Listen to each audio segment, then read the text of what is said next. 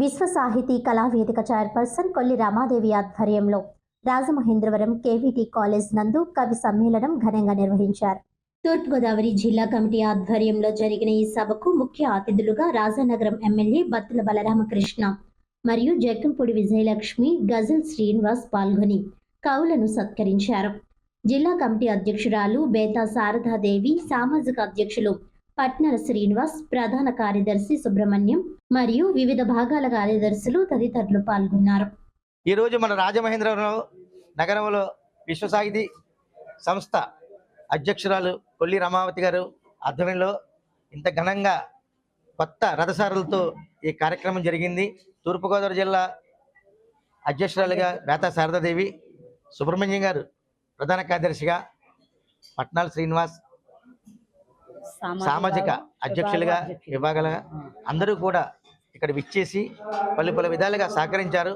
అందరికీ కూడా మా హృదయపూర్వక ధన్యవాదాలు తెలుపుకుంటూ ఇలాంటి కార్యక్రమాలు ఈ రాజమహేంద్ర నగరంలో ఎన్నో జరగాలని కోరుకుంటూ మళ్ళీ మేము ఉగాది పురస్కారాలకి మేము తప్పకుండా పిలిచి అందరినీ సత్కరిస్తామని కోరుకుంటున్నాం. విశ్వ సాహితీ కళావేదిక ఈ గోదావరి తీరాన విశ్వ సాహితీ సంగమంగా ఏర్పడి గోదావరి కవితా తరంగాలు జాతీయ శతాధిక కవి సమ్మేళనానికి దాదాపుగా 200 మంది విచ్చేసి కవి సమ్మేళనం జరుగుతుంది. ఈ కార్యక్రమానికి ముఖ్య అతిథిగా కందుల దుర్గేష్ గారు, ఆదిరెడ్డి వాసు గారు, బత్తుల రామకృష్ణ గారు, గజల్ శ్రీనివాస్ గారు అందరూ ఈ కాలేజీ ప్రిన్సిపల్ గారు తిరుపన్యం గారు కూడా విచ్చేసి అందరూ అతిథులుగా పాల్గొనడం జరుగుతుంది.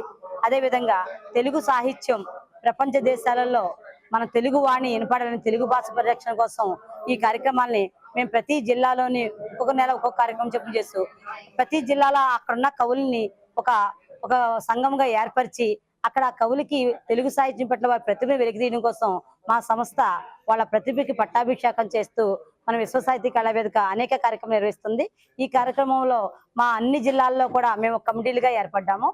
ప్రతి జిల్లాలోకి ఆంధ్రప్రదేశ్లో 26 జిల్లాల్లోని, అలాగే తెలంగాణలోని 33 జిల్లాల్లోని, అదేవిధంగా రాష్ట్రాల్లో ఒరిస్సా, మహారాష్ట్ర, కర్ణాటక, చెన్నై వివిధ రాష్ట్రాల్లో కూడా మేము కమిటీలు వేసుకొని ఒక సంస్థగా ఏర్పడి మేము తెలుగు భాష కోసం అందరూ కూడా కమిటీ సభ్యులతో కలిపి నాకు సహకారం అందిస్తూ ఈ విశ్వ సాహితీ కళావేదికని అంతర్జాతీయంగా కూడా తీసుకెళ్లేలాగా కృషి చేస్తున్నామని తెలియపరుస్తున్నాము. ప్రసాద్ గారు, నేను రవీంద్ర భారతిలో కవి సమ్మేళనం చేస్తాను. ఇక్కడ విశ్వ సాహితీ వేదిక కూడా చాలా బాగా అరేంజ్మెంట్స్ అన్ని చేశారు. చాలా మంచి కవితలు చదివారు, అద్భుతమైన కవితలు చదివారు. వారికి నా తరపున కృతజ్ఞత.